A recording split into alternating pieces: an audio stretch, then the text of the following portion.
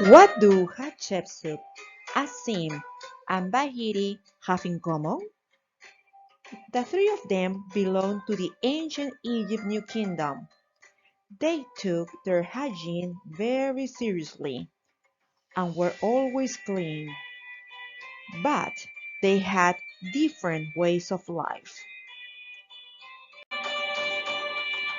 Queen Hatshepsut was the daughter of Thutmose I. She lived well in an enormous, luxurious palace. Personal hygiene was an important cultural value in ancient Egypt. As a morning ritual, as soon as she got up, her servants helped her with her bath. They shaved her head and rubbed some cream, which was a mixture of honey, crushed lotus flower, and oil plants, all over her body to protect it from the sun and insects. As a noble Egyptian, she had to look and smell good. She wore ochre makeup and kepi, which was the most expensive perfume in those times. Actually, Hatshepsut authorized a trading expedition to bring the ingredients for kepi from the land of Punt. Her teeth were brushed with a toothpaste made of mint, rock salt, pepper, and dried iris flower. When she was dressed as a queen, she wore a wig, a chic dress, a cat headcloth, cuff bracelets, white anklets, and leather sandals. As a wealthy woman, she could eat any kind of meat. She ate roasted or boiled beef, goat, mutton, fish from the Nile, pigeon, and duck on a daily basis. All the meat she ate was flavored with salt, coriander, cumin, and dill. Vegetables like onions, lettuce, radishes, and turnips were included in her diet too.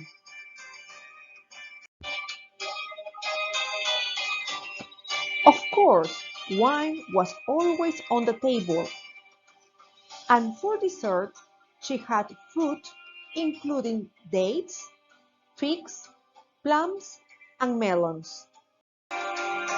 While she enjoyed her banquet, she had the pleasure of listening to singers, the harp, the drums, and seeing professional dancing women.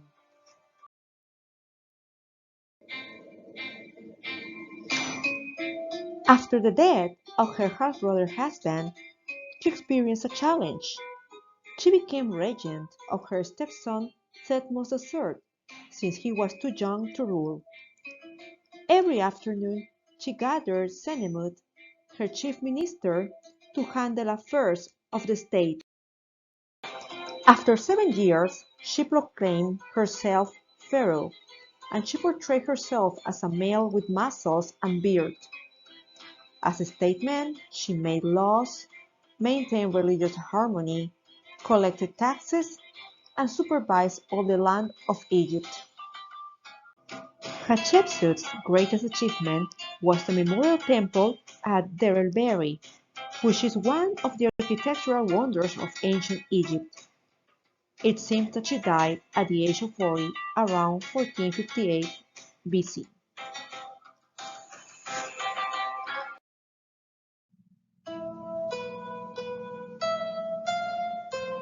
Asim is a craftsman. Unlike the royals of his time, he did not need help from servants to take care of himself. He got up early, took a bath in the Nile, and put some deodorant, which was a mix of ostrich eggs, nuts, and tamarisk.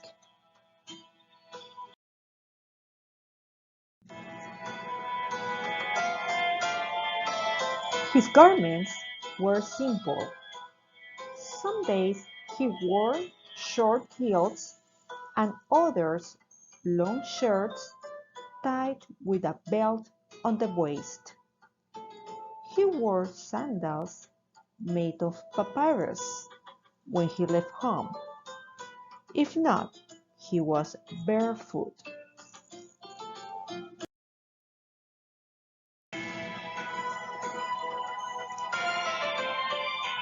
In ancient Egypt, knowledge of how to make things and materials was passed orally from expert to apprentice.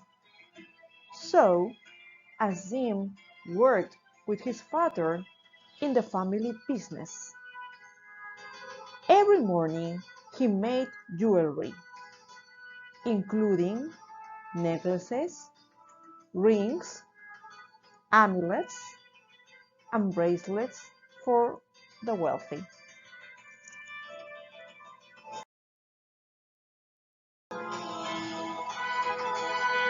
He learned about design, color, and material.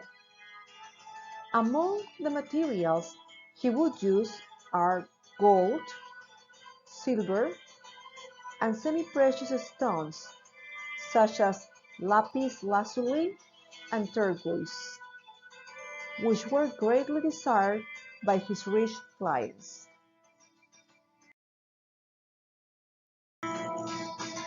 Every day he broke stones together, combined them, shaped them, and polished them. The latest technique that he learned the most at work was granulation, which was a method of decorating a surface with tiny gold balls by soldering them together.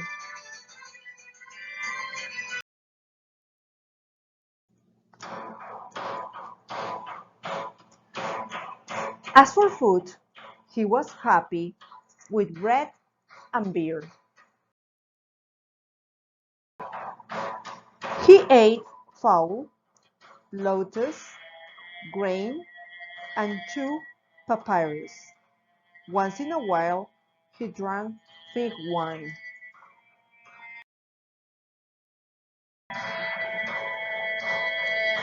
In his free time, he enjoyed playing tug of war with his friends. However, ancient Egyptians had a different version of the one we have today. Instead of pulling a rope, the captain of each team would pull on each other's wrists.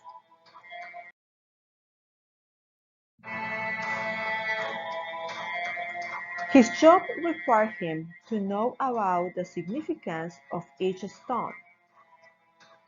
He made a scarab-shaped amulet for Hatshepsut. So he entered the palace and met her. He told her that this amulet would help her upon death in the weighing of the heart ritual.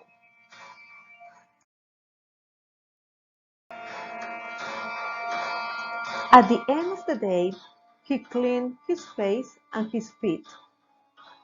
Sometimes, before he went to bed, he played with his father a board game called Senet, but they did not use a game box as the upper class did. They played on a grid scratched into the floor.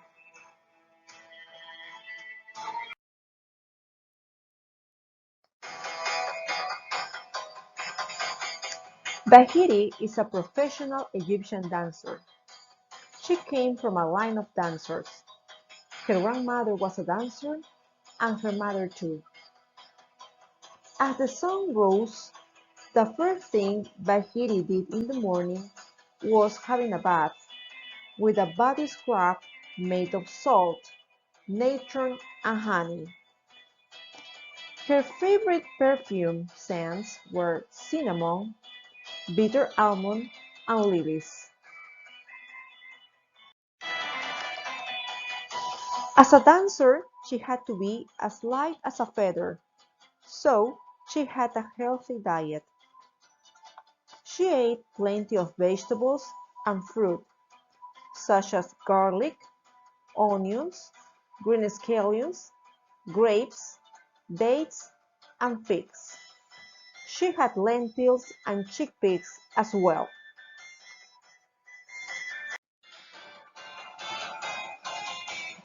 Every day in the morning, after breakfast, she trained with her dance company. She did gymnastics and juggling. She practiced soft ballet moves and difficult pirouettes like cartwheels and forward flips. Her hardest task was to stand on one leg and lean backwards. As entertainment, she enjoyed a ball game with three more friends.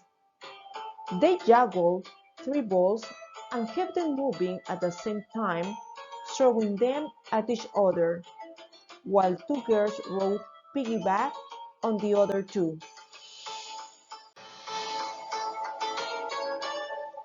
To emphasize the weight of her movements, she wore little clothing.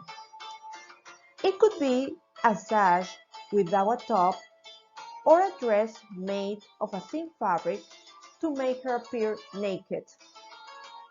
She outlined her eyes with kohl, colored her lips with red ochre, wore a heavy floral collar, bracelets, anklets, and long swinging earrings.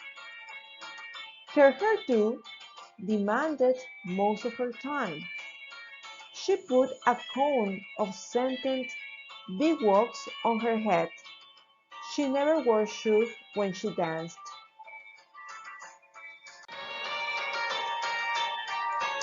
She performed in banquets, festivals, in the palace, and funeral rituals.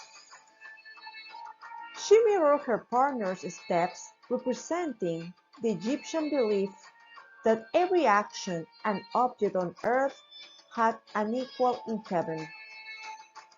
On many occasions, she and her company danced for Queen Hatshepsut's banquets. At the end of the day, she bathed again and went to bed.